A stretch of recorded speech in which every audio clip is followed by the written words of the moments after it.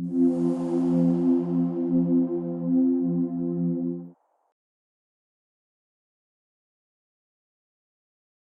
are in parashat Lech Lecha. I'm going to tell first the story. Remember that the lecture tonight is about the art of letting go. That's a subject, that's the idea, the art of letting go. Now the parasha starts with Lech Lecha. The word is Lech-Lecha. And I'm just going to tell you the story first. After we're going to go to the story for the people at home, for the people who came, make an effort to come on the way here. Thank you. So we're going to tell you just the story of what's going on here. And then we're going to go into the Zohar, getting you into out the art of letting go.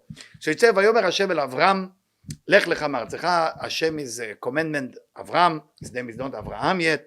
Go away for your own good. Lech-Lecha, Lecha meaning for you. Ma'artzecha, from your land, from the place of where you were born. And mi bet avicha, also from the house of your father. Of course, there is a lot of meaning in those verses, but I'm not going to go into it, as I promised not to go too deep tonight.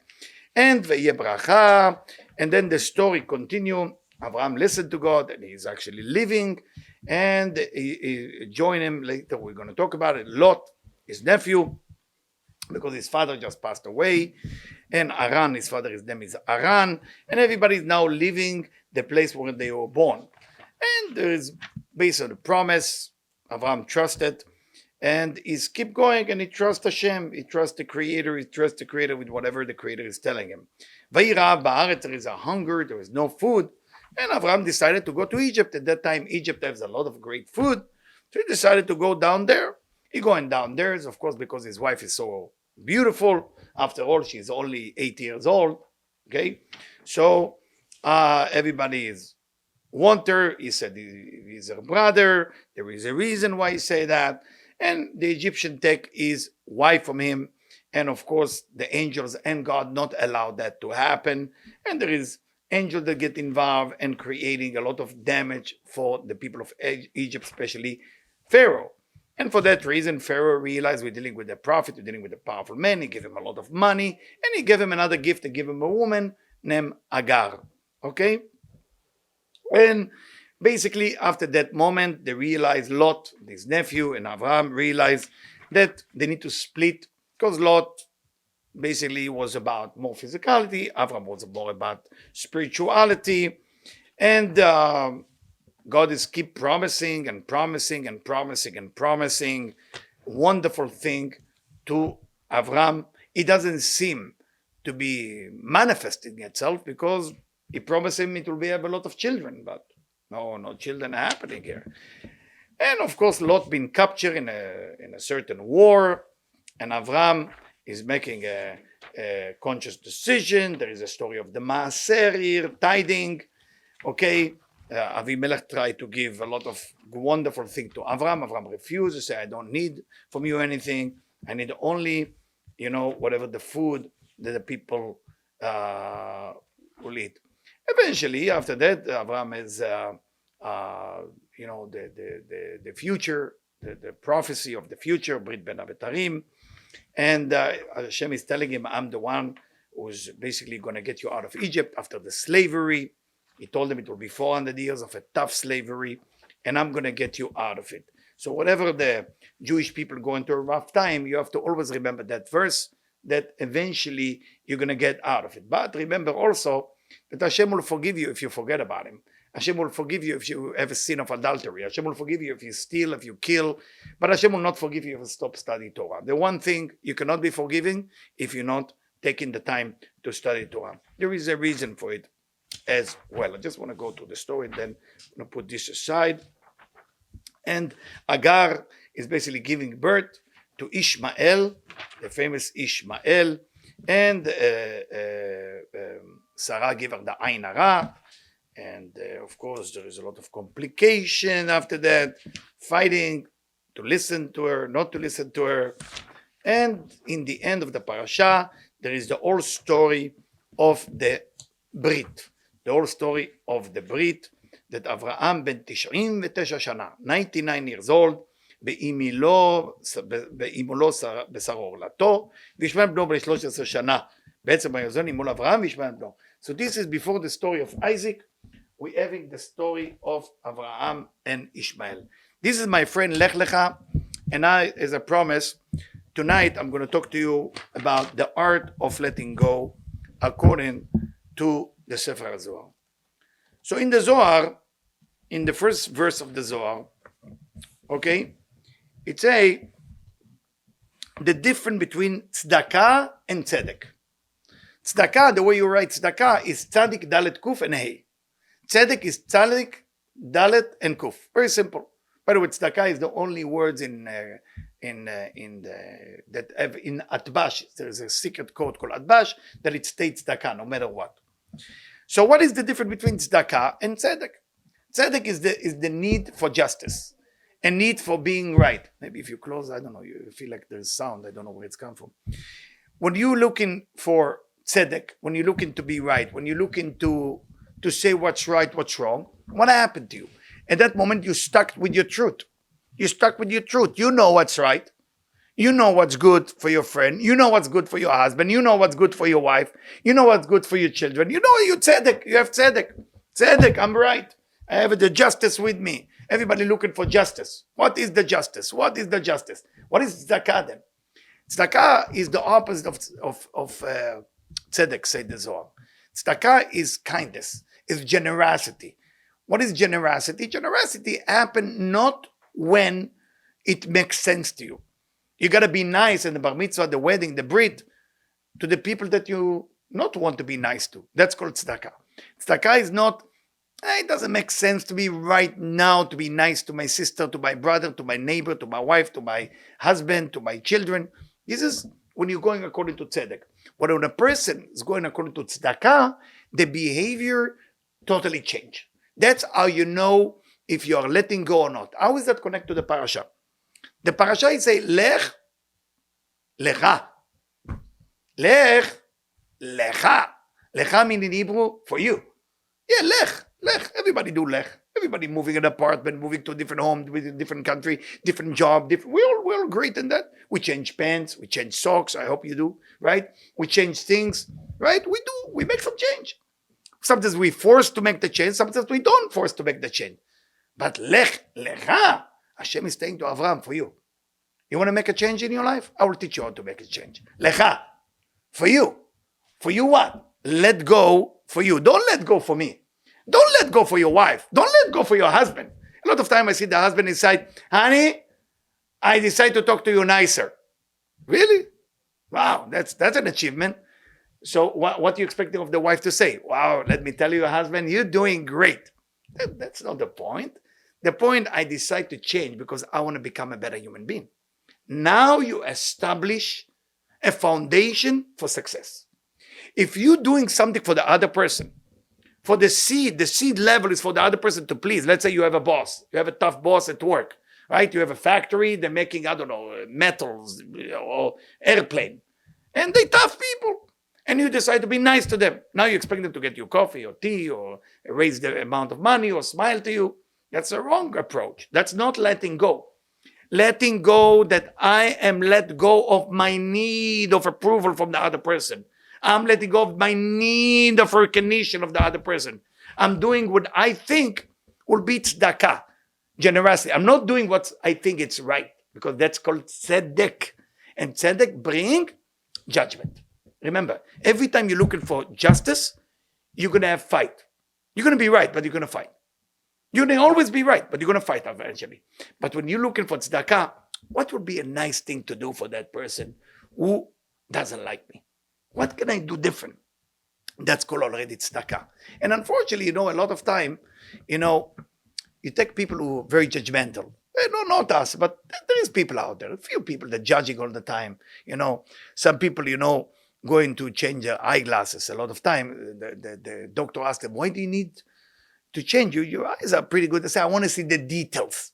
So when you want to see the details, I can judge better. I can judge people better. I want to go to a wedding. I want to see what's wrong with people. You don't need your eyes to work perfectly if you don't want to judge. It's okay. You're going to see a vision of somebody. There's a conversation you can hear and have a conversation. But when you cannot let go of that judgment, I remember what my father did to me. I remember what my mother did to me. I remember what this did to me. And if I don't remember, I will go to a therapist and psychiatrist to remind me what my parents did to me. Let go. Let go. No hot air balloon can fly if you don't let go of those sack of sand. It will never fly. You can never grow. You can never go to the next level if you get stuck with your truth. It's not that you're wrong. You're absolutely right. Atzedek itcha, as they say in Hebrew. The justice is with you. So what? So what? If you're right. So what? So now the rules say, if you're looking for tzedek, now it's going to be good. No. It's tzedakah. It's tzedakah. So the Zohar explained to us, ועל כן הם רחוקים ממנו משום זה שמתרחקים מהקדוש ברוך הוא נקראים אבירי לב. The Zohar said that abireh, meaning they are night, they are important. They feel important when a person look for justice. אברהם רצה לקרב עצמו לקדוש ברוך הוא ולהתקרב. וזה שנאמר אהבת צדק תשדה רשע משום שאהב צדק ושנא רשע, על כן נקרב לצדקה. Say, okay, say the Zohar here is Abraham. Also look for right over wrong. You say, yes, but it wasn't about you are right and I'm wrong, or I'm right and you are wrong. He was not busy with that.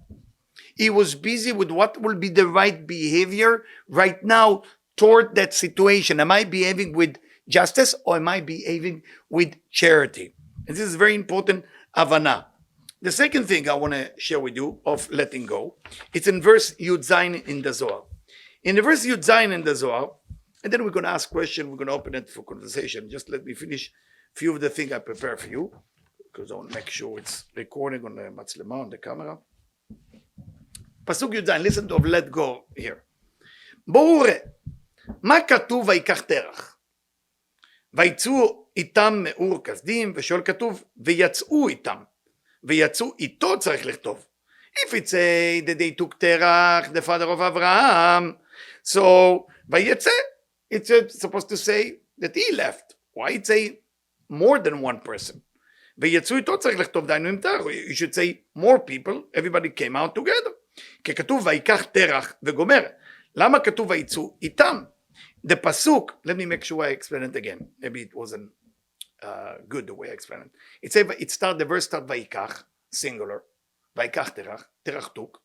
And then ויצאו איתם. Then it's a group of people came out.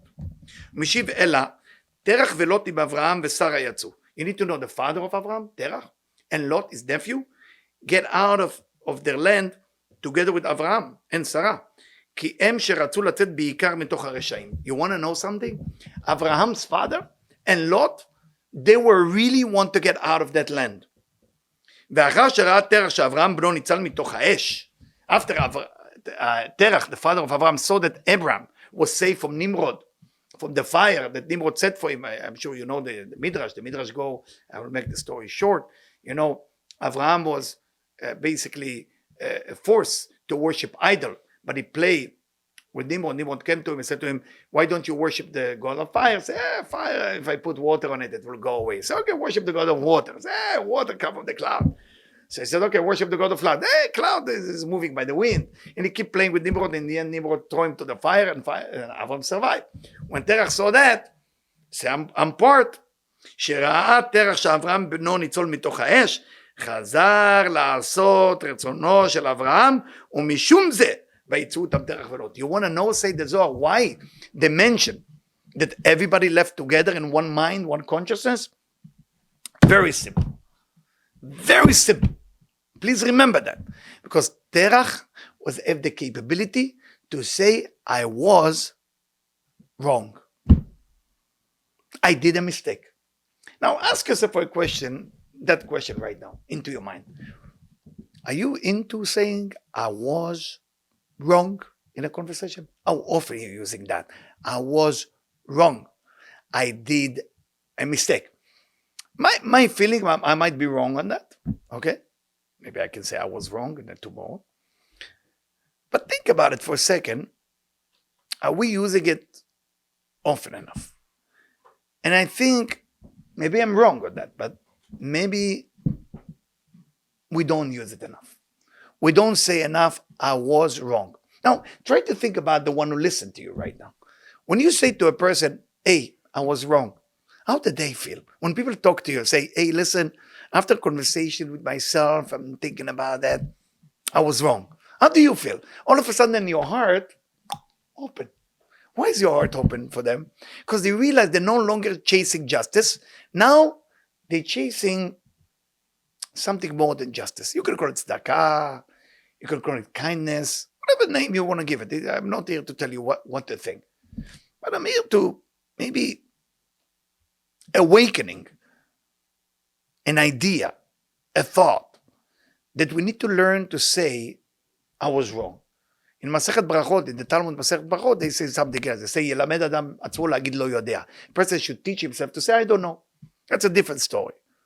But after the fact, be a tzaddik for 5 minutes. Say, I was wrong. Ma baya. I was wrong. You know what it's going to happen? Your house will always have shalom, always have shalom bayit, will always have peace. Always. Always will have peace there. Because you're ready to say I was wrong. If you're ready to say I was wrong, you're always going to be right. If your deal in life is to be right, and justice is important for you, there is a way to get there.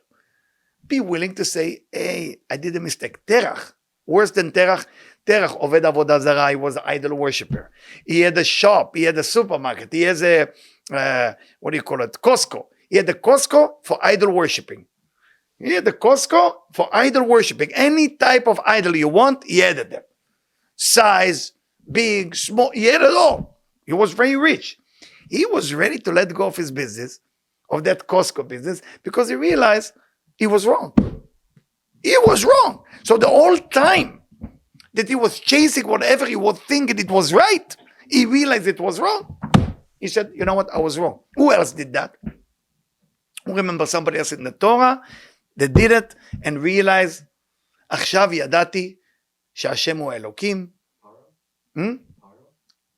Next to Pharaoh, very good. I mean, Pharaoh say it, very good. He say it, but he doesn't mean it. He say it just to buy some time. But it was a person in the Torah around that time, Yitro.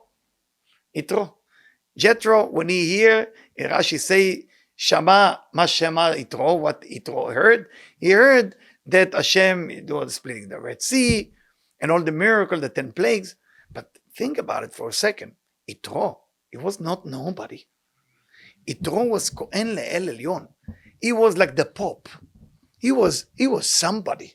Like if today we'll have a Facebook or Instagram, he had 50 million followers. Like try to imagine. 50 million followers. And he said to the 50 million followers, I mean, that's take a leadership.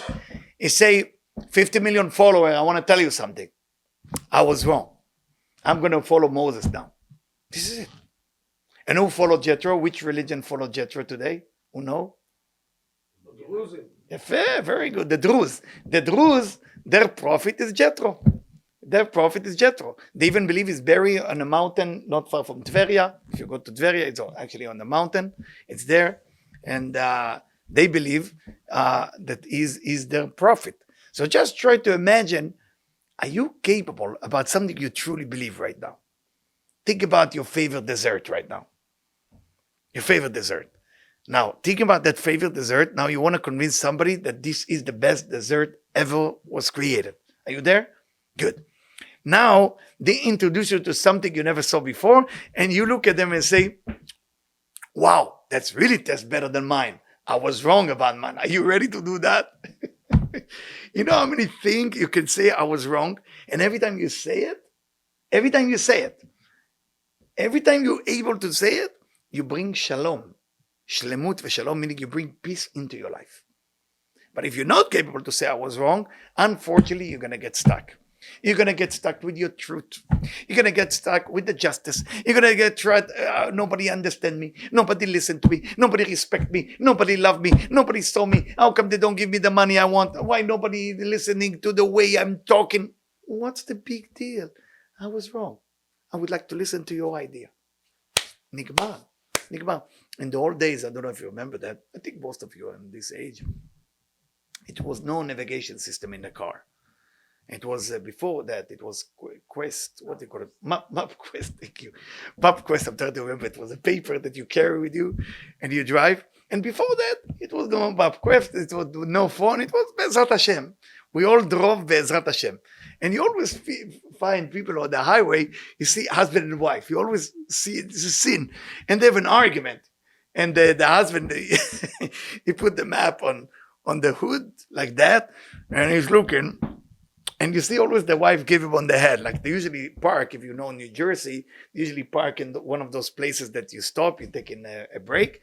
And you always hear an argument. It was 5 couples. And the wife always tell the husband one thing. What she's telling the husband? You're wrong. Huh? You're wrong. No. She's saying something much funnier. Why can't you ask? Ask somebody. Ask somebody. I know what I'm doing. He's always like, I know what I'm doing. And then they go and they disappear. If you know New Jersey, usually without map, it's difficult. Thank God for navigation. Those of you who never drove in New Jersey without phone, without map, without what else, navigation, let me tell you, there's no light. And you don't know New Jersey. You don't know New Jersey. You're going, you cross, what is it, Fort Lee, the first thing? You hit Fort Lee, then Route 4, and you are on your own. Then you get Fairlawn, maybe Paramus, maybe you are in Teaneck, maybe Inglewood, maybe Tenafly, because you turn right on the 9. You don't know where you are. You know, you see that I spend a lot of time getting lost in those areas. And no phone, no nothing. May Hashem be with us. Then you have a real emunah be'Hashem itvarach. You really have belief, because what left? One time I found myself, actually, I came from Israel. I didn't understand Bronx and Harlem. I grew up in a tough neighborhood in Israel. So I said, what could be tougher than my neighborhood? I'm the worst neighborhood in Israel. So I'm getting, it is Friday, it's before Shabbat. And I'm in Harlem, and I'm feeling that I'm not doing correctly. There is, I think, a highway called 278 or something like that, if I'm not mistaken. I'm there, and I have no other chance. It's going to be Shabbat in 1.5 hours. So I stopped the car and I said, I got to ask. And I remember they told me, listen, in a certain area you don't ask. It was in the 90. Certain area you can ask. They told me. So I didn't know where I was. And I'm stopping, and one of those cars that jump, like there's music and it's moving up and down all the time with the wheel. Boom, so I said, Eliyahu, good luck. I said, Baruch Hashem. And I said, remember, I look at the sky, I said, Hashem, this is my moment. Either let go, I don't know what to do. No gas in the car. And I said, excuse me, sir. And he was surprised. The guy with yarmulke come out of his car. I said, I need help. And he looked at this guy, I don't know what they were smoking. And I said, this guy need help. So I really need help. I said, what do you need? I said, I don't know how to get out of here to Queens. I need to get to Queens. He said, man, nobody ever stopped in this hood. He told me, and nobody ever asked us a question. You are the first, and we're going to respect it. So, okay, but you have to trust us. So I'm trust you. So you just have to follow us. So I'm following you. What are we going to do? I got to let go. I'm in the car. I'm driving. I say, Be'ezrat Hashem itbarach. I'm doing all kind of praying. Shir HaMa'alot. Every tefillah. Be'ezrat Hashem. I have no idea what they're taking me. I'm new into the United States. And Baruch Hashem, they took me and said, stop the car. And I always said, from here, you're going to go to Queens. No problem. I say, thank you. How can I pay? He said, no. We respected that you stop and ask us before your Sabbath. He knew that it before the Sabbath. I said, thank you. And that's how I make it home to Queens. A lot of time, you have to lower yourself to say, I don't know. A lot of time, you have to say, I did a mistake. A lot of time, you have to say, I was wrong. If you're not capable of doing it, don't expect your life to be that great. Because you have a mission in this life, to be right. If your only mission is to be right, what's going to happen? You're going to be right. Sometimes yes, sometimes not. And the time that you are right, you're not going to feel enough people respect you. And the time that you are wrong, you want to prove the other person to tell you that you're right. You're always going to have a catch-22. But when you're willing to let go of that need, you're a happy person. You're absolutely a happy human being. That's Terach. Now, I want to take you to another verse now. All right? Another verse. Everything tonight is about let go, and I hope you will listen to what's written here tonight. So it say like that. I'm in Yutchet, and Yutet more specific. It say Lech Lecha. מה זה Lech-Lekha? What does it mean Lech-Lekha? Go for you. הרי שהבא הוא מתעורר מעצמו מלמטה, מסיימים לו מלמעלה. You need to know. If you make a conscious decision to change, you don't have to worry, they will support you from above. Ever happened to you that you were in a situation, when you were in a situation that you didn't know what you need to do, but you needed a direction, you need to get better, but you didn't know even where to start. Think about a moment like this, that you want to become better, but you're stuck. You're just stuck. It's not moving. So the Zohar is telling you here, when you are stuck here, milamata, meaning downstairs, and you want to change, you said, God, I want to become a better person. Mesayim lo milamala. From above, they're going to help you. Bli tarota de la tata and itarota de la ela. There is a code in Aramaic. Itarota de la tata, meaning awakening from below, is awakening a force from above. Now remember, the main idea of this universe called Olam Asiyah is action. We are not here to think or to talk. The main positive thing you can do is action. I know a lot of people sitting and philosophize about the meaning of life. What's the meaning of life? And then they have another glass of wine and they drink, and then the meaning of life starts to change. It starts to feel right, the meaning of life. Why? Because when you're drunk, you actually think you're smart. And you drink the second glass of wine and say, wow, I think I got a good idea. Yeah, it sounds like a good idea. Yeah, you convince yourself. Yeah, good, a great idea. The third glass of wine, you are on around selling it to the other guys who have 2 glasses of wine, and you both running the idea, and you both say, yeah, it's a great idea. Yeah. Because you have nothing to do. But if you want to build the sukkah, what do you need to do to build the sukkah? You have maaseh, you have an action to do. You have to put the schar, you have to put the 2 pillars, you have to do something. Without action, itaruta de la tata and itaruta de la ela, without awakening from below and awakening above. Now, what does that mean? Shum davar milamala eno mitorer. Those of you who think that maybe God took vacation to Cancun, or maybe God only care about the rich people or the beautiful people or the smart people, it doesn't work like this. You need to understand, it doesn't mean you ring the bell and say, Hashem, Shema Kolenu. A lot of time people go to Yom Kippur, to Rosh Hashanah, to Tahnun. Now people are writing on Avinu Malkenu because of the situation in Israel. Avinu Malkenu, Chatanu, Pashanu. Please, you can ask. Hashem is not our servant that you ring the bell and the server come there and say, how do you like your pizza? It doesn't work like that. Itaruta medatata doesn't mean I'm supposed to ring the bell. What am I changing? What am I giving here? What kind of korban, what kind of sacrifice am I doing here? Nothing from action, not thought, not word. Action. You want to be nice to someone? Go write them a letter. Ma baya, what's the big deal? What it will cost you? $1 to write a letter? Write a letter. Say, I'm so sorry for what happened. And look what it says. מתרם שמתעורר תחילה מלמטה, על מה שעליו ישרה הדבר שלמעלה, וסוד הדבר, אור שחור שבנר, שהוא סוד הנוקבה, אינן האחד באור הלבן שבנר, שהוא סוד זעיר האנפין. מתרם שמתעוררת תחילה, כיוון שהתעוררת תחילה, מיד שורה עליה אור הלבן, כי התחתון מחויב להתעוררות תחילה. It's like candle. The candle, what's on top? The fire. What's in the wick? The black. You can see there is many colors to the flame. You have the black, the wick, then around it there is like blue, and then the light around it when you light a candle. So you say, if you don't have awakening, matches, lighter, something, yes, it is a candle. Yes, Ner Hashem Nishmat Adam. Yes, it's a candle. It's wonderful. It's working. But do something. Do something. ועל כן כתוב אלוקים על דמילה, כדי שלעולם לא יפסוק אור הלבן מהעולם, כי אלוקים הוא הנוקבה, ואם לא תחרש ולא תשקוט להתעורר למטה, יאחז בה תמיד אור הלבן מלמעלה. If you are doing enough of what you're supposed to do from below, you don't have to worry about nothing from above. Don't be busy reminding God that He needs to give you the paycheck that He needs to give you. Don't remind God about your soulmate. Don't be a reminder. You're not a secretary. Let go of that part. What you need to do is action. Action of goodness. Baruch Hashem, we have 248 mitzvot aseh. We have enough. Wonderful 248 mitzvot. Those of you who don't know the mitzvot, it's in English. You can Google the mitzvot. You can go, if you know how to read the book, okay, Sefer Mitzvot, or Rambam, or Shulchan Aruch. Very simple. They tell you what is the mitzvot. One of the mitzvah there that Jewish people unfortunately is skipping, it's called love thy neighbor as thyself.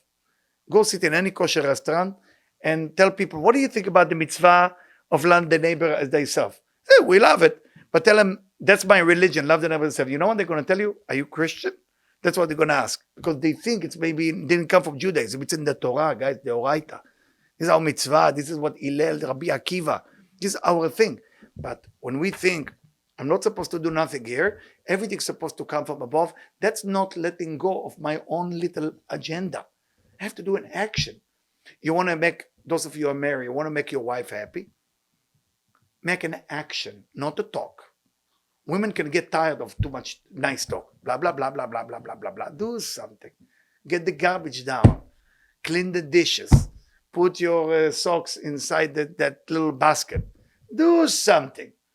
Don't just say something. Sometimes the women forgive us. They just nice to us because we say something nice. It's not enough. Make dinner.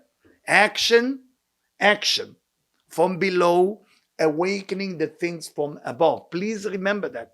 The biggest let go is get out of your laziness and start doing action. Somebody asks you to read a book. Make sure you have a deadline for that book. For you, not for them. What's your deadline of the book? When people tell me, I'm going to read this book, I said, usually, I'm Israeli, so I'm allowed to do that. So I said, how long is it going to take you? So, well, you put too much pressure on me. I'm just asking, how long? 1 week, 2 weeks? If they say, I don't know, usually it's the same answer as never. I'm never going to read the book. Remember, it's like a wife asks her husband, when are you going to stop cheating on me? Well, I'm thinking about it. He's never going to stop cheating on you for life. There is got to be a commitment, not because you feel it's the right thing, not because you want. There is area in life that's called must. I must change. I must act better. I must share. If you want to share, you're going to do it as you wish. Wanting is a wonderful thing, but it's just ego trip. What do you think the mitzvot are? The mitzvot is because I feel like I'm going to do Shabbat. Shabbat, it sounds like the right thing for me. Like, Shabbat is cool. Shabbat is a good mitzvah. You eat some knishes, you eat some kishkes, some chulent. Sounds like a good thing. Sounds like a good deal. People getting together. I am allowed to drink. Life is beautiful. I don't have to work, no phone. Sounds like a good thing. That's not what Shabbat is about. That's not Shabbat. Hashem is telling you to do it. That's what you do in Shabbat. Now you want to add food to it, and matzot, or amotzi, or whatever. Hashem, lama lo? Lama lo? First, you have to understand it from tzivui, from a command. That's what you got to let go with Judaism. A lot of people who don't get Judaism because they take Judaism as a suggest, as an idea, not as absolute emunah that the Kadosh Baruch Hu is giving me something to do. This is what he gave me to do. Why am I eating kosher? Ani metzuvah lechol kasher. It's command to eat kasher. Now you want to know more the why, that's when you study Kabbalah. So Kabbalah will complete the study after you have halakha. If you don't have halakha meaning the laws. If you don't know what to do, it's like somebody driving the car and he decided, I feel like driving on the left side, it's better than driving on the right side. I feel like I'm more English in my soul. You know, there's more London. You're going to kill people. But I feel like it. No, you don't need to feel.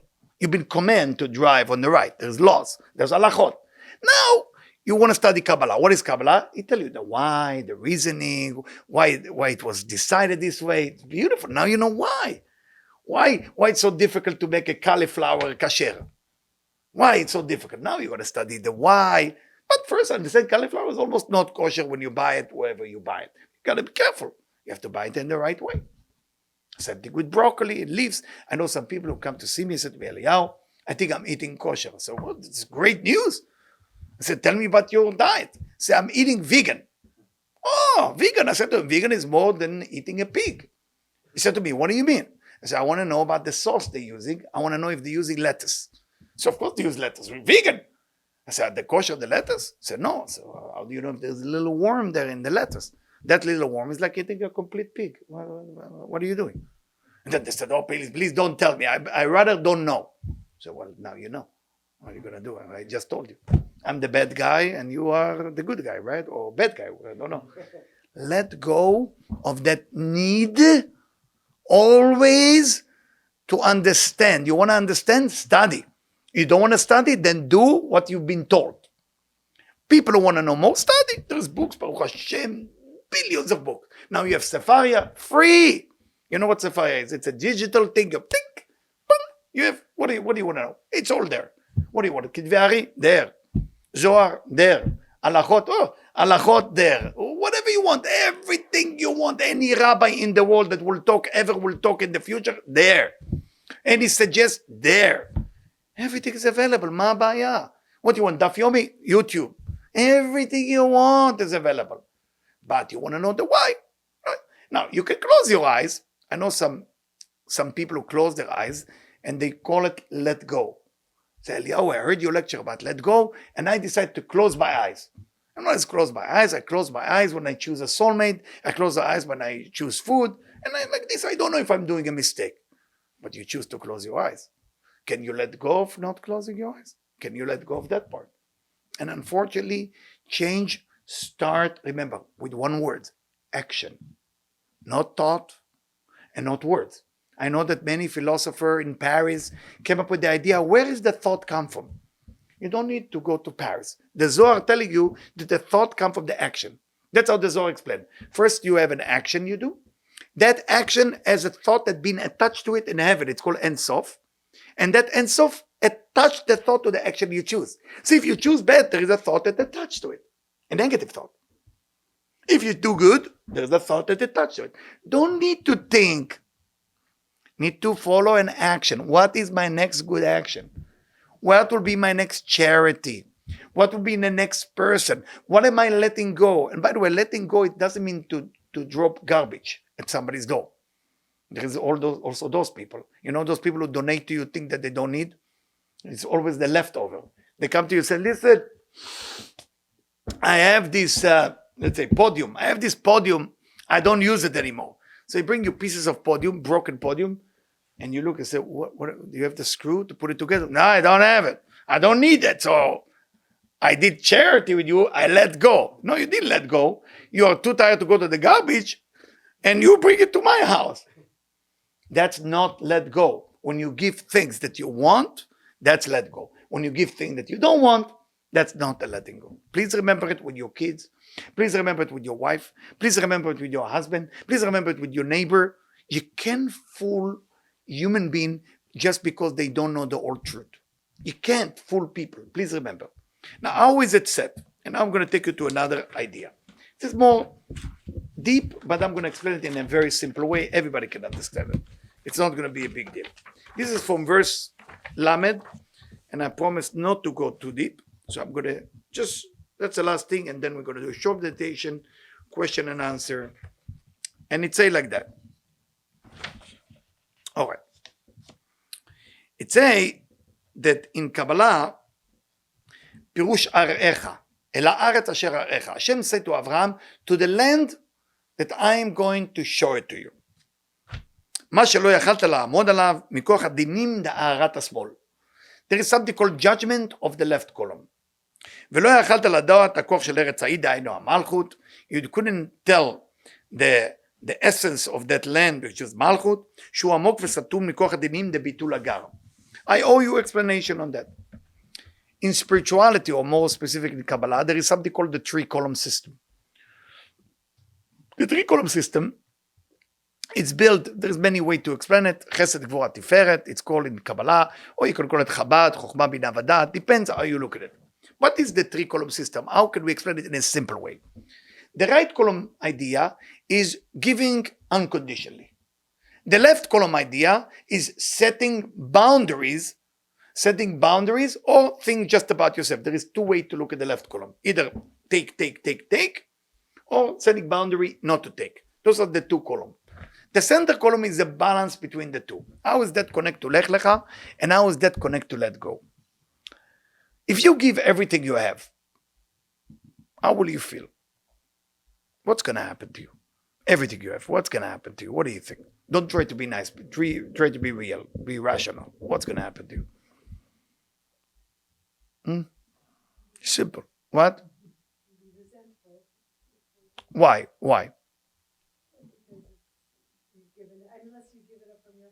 Even from your heart. I mean, are you ready to give your heart? Good point, right? I mean, think about it. What's going to happen? You give everything. What's going to happen? It's not just resentful. I mean, you will be empty. You will have nothing. You will have emptiness in your life. What about if you receive everything you wanted? Now let's go. That was right column. That's called chesed. Now gvura. What happened if you decided that you're going to conquer everything and every domain that exists in the world, just me, and myself? What's going to happen to you then? Why? You have everything. You have private jet. You have a home in every city in the world. You have it all. You're at the limit. The what? You're at the limit. You've achieved the limit. It's like the tank is full, so there's no more possibilities. No more possibility. I like it. No more possibility. But the point is, I like what do you say? At the top. Lonely too. It's lonely at the top. It's lonely at the Now, top. when you got everything, you lose the interest. You look. That's what he say. Yeah, you lose the desire. Very, very good. The idea is like this. If you think about it, in Gvura, there is no happiness. A lot of time, there is people who got more than others, but they're not contained. They're not fulfilled. They're not happy. Why is that? Why is that they're not contained? Because Gvura by itself, in Kabbalah, the Gvura, the left column by itself, what we call Yitzchak, that's the part about us we have to bind, we have to control. The part about Chesed, the way we give, that's the part that we need to understand. We cannot give overly giving, because when you're overly giving, two bad things will happen. You're enabling people around you, and then you destroy their independency. You destroy people around you. And second, you stay without nothing, but you expect everybody else to appreciate you for what you gave, but it doesn't work like that. So you have to learn to do what we call Yaakov, Akol Kol Yaakov. We are the people of Yaakov. We are the center column people. We are the center column people. We need to learn to balance between the two. How do you balance? How do you do this? Let go. Well, with giving, I tell you how you do it. I know I had this disease until 10 years ago of giving. It's a disease, by the way. It's a disease that's coming mentally, psychologically, from a need of approval. You want people to like you.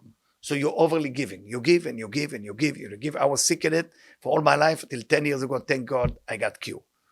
But you have to learn to say one word if you have that disease that I had for many years. It's 2 letters. It's called no. It's so difficult. I mean, I remember my first no 10 years ago was a nightmare. It was actually a nightmare for me. For you, I'm sure, no. For me, like, I can't say it. My body starts shaking, my legs start shaking. Even in my age at that time, I was embarrassed. I was offering a job that was really bad for me and my family. It was terrible. And I'm standing and I'm really so afraid. And I'm looking at that lady and I said, I'm not going to do that. I'm so sorry. I'm just not going to do that. And I was panicked. I didn't sleep all night because of that. I felt a shame on me. Okay. And then I had to read the book. Actually, I'm trying to remember the name of the book. It was on Amazon. It was in English. What's the name of that? Assertive behavior. You heard about assertive behavior? I don't know if anybody know what I'm talking about. How to be assertive. You know what assertive is? Yeah, assertive. Yeah. I hope I'm. In America, there is a word uses. I'm Israeli, but in America, in every company, large company, they force the people to study assertiveness, especially after the women been complaining about sexual activity for the men. So all women study to be assertive, not aggressive, not passive. In the middle, in the center, we call being assertive. Meaning you cannot be aggressive. You have to be assertive. Meaning saying no, saying yes, balance. It's called in Kabbalah, very simple, center column. Balance yourself. Tonight, when you go home, I would like to give you a mission. Tough mission. If you did, it'll be great. If you don't, it'll be great too. But if you want to do it, it's a fun exercise. Try to reach 5 people in your life and tell them to write things about you, the good and the bad. Just to make a list on an email. Promise them that you will never judge them for that. And they're going to write 5 positive things and 5 negative things about you. You're going to read those 5 letters in your email And you're going to find out what type of person are you. Are you a more chesed? Are you too much chesed? Or are you too much gvura?